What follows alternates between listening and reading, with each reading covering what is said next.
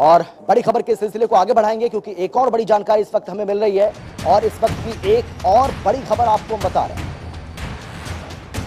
इलाहाबाद उपचुनाव को लेकर ये बड़ी खबर आपको बता रहे हैं। प्रदेश अध्यक्ष ओपी धनखड़ ने बैठक ली है इलाहाबाद उपचुनाव को लेकर और सिरसा के पदाधिकारियों के साथ ये बैठक ओपी धनखड़ जो कि हरियाणा बीजेपी के अध्यक्ष हैं उनकी ओर से बैठक ली गई और इशारों में उन्होंने बिल्कुल साफ कर दिया है कि जो उम्मीदवार होगा वो बीजेपी का होगा। इसके साथ ही बीजेपी के सिंबल पर ही गठबंधन ये चुनाव लड़ेगा और इस उपचुनाव के लिए प्रभारी की नियुक्ति भी कर दी गई है।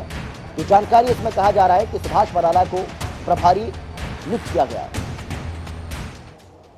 3 तारीख को दोपहर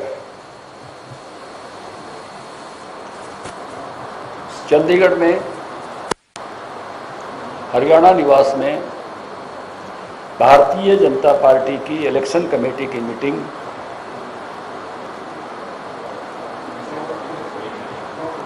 होगी। इस पर उम्मीदवार पर विचार किया जाएगा। उम्मीदवार बीजेपी का होगा, बीजेपी का होगा। मेरी सूचना से बहुत सारी बातें आपको स्पष्ट हो गई होंगी। गठबंधन चुनाव लड़ेगा, दोनों पार्टियां मिलकर चुनाव लड़ेंगी। और इस खबर पर ज्यादा जानकारी और बातचीत के लिए हमारे संवाददाता पवन सवर हमारे साथ जुड़ गए। पवन, अब तस्वीर जो है वो बिल्कुल साफ होती हुई नजर आ रही है कि गठबंधन की ओर से कौन चुनाव लड़ेगा। इसके लिए तो थोड़ा सा इंतजार करना होगा। उस उम्मीदवार का नाम अभी सामने नहीं आया है, लेकिन सिंबल बीजेपी का होगा ये कहा जा रहा है, यानी कि जेजेपी और बीजेपी दोनों मिलकर इस चुनाव को लड़ेंगे, लेकिन सिंबल बीजेपी का होगा। कैसे देखें?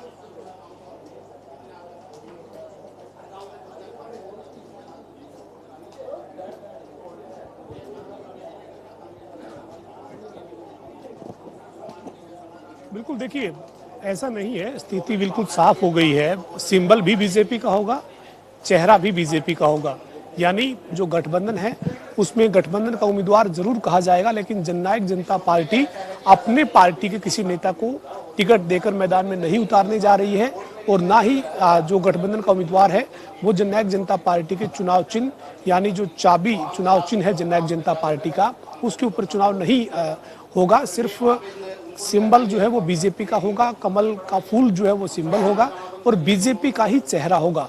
लेकिन गठबंधन में सरकार होने के नाते जननायक जनता पार्टी का सहयोग रहेगा, उम्मीदवार गठबंधन का ही कहा जाएगा, लेकिन बीजेपी ही ये चुनाव जो है वो एक तरह से लड़ने जा रही है। ये संकेत अब साफ हो चुका है। हरियाणा बीजेपी के अध्यक्ष ओम प्रकाश धनखड़ ने आज चंडीगढ़ में सिरसा जिले के बीजेपी के तमाम जो पदाधिकारी हैं उनको बैठक के लिए बुलाया था। 3 तारीख को चंडीगढ़ में बीजेपी की हरियाणा की चुनाव समिति की बैठक होगी और उम्मीद कर सकते हैं कि 3 तारीख तक जो है वो शाम तक उम्मीदवार जो है वो सामने आ सकता है कि इलाहाबाद का उपचुनाव बीजेपी से कौन लड़ेगा। लेकिन ये लगभग तस्वीर साफ हो चुकी है कि जननायक जनता पार्टी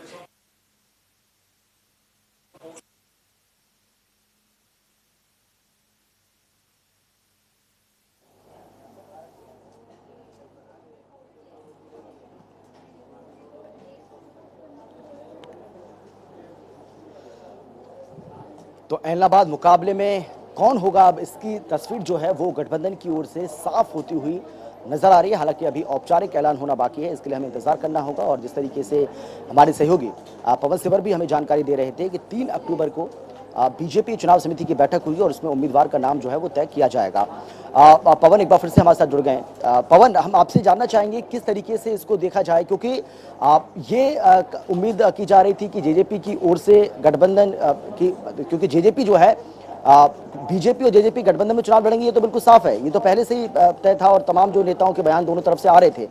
लेकिन ये कहा जा रहा था कि इनेलो और दूसरी तरफ जेजेपी का उम्मीदवार इसमें हो सकता है गठबंधन की ओर से। तो क्या ये जो फैसला लिया गया है ये, क्योंकि इनेलो का जो पारंपरिक वोट बैंक है वही जेजेपी का है, क्योंकि इनेलो से ही जेजेपी बनी हुई है, जेजेपी जो है वो इनेलो से निकली हुई है। तो क्या ये बड़ा सोच समझकर राजनीतिक समीकरणों को ध्यान में रखते हुए, वोट बैंक को ध्यान में रखते हुए ये फैसला जो है वो लिया गया है? कैसे इसको देखें?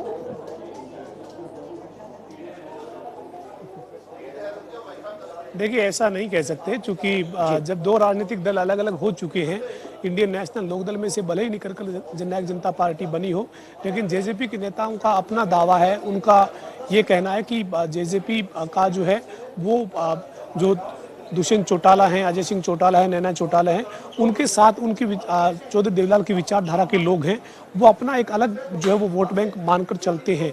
ये बात अलग है कि वो जननायक जनता पार्टी में से ही निकलकर जननायक जनता पार्टी बनी है, और इंडियन नेशनल लोकदल का से निकली जेजेपी पार्टी जरूर है, लेकिन वोट बैंक में अब अलग अलग होने के बाद, तस्वीर साफ होने के बाद अपना अपना वोट बैंक रहता है। लेकिन ये जो फैसला हुआ है, जिसमें बीजेपी का उम्मीदवार होगा, बीजेपी के पार्टी सिंबल पर चुनाव लड़ेगा, सरकार में सहयोगी होने के नाते जेजेपी जो है वो गठबंधन में होने के नाते उनका सहयोग करेगी, यानी उम्मीदवार को गठबंधन का उम्मीदवार कहा जाएगा।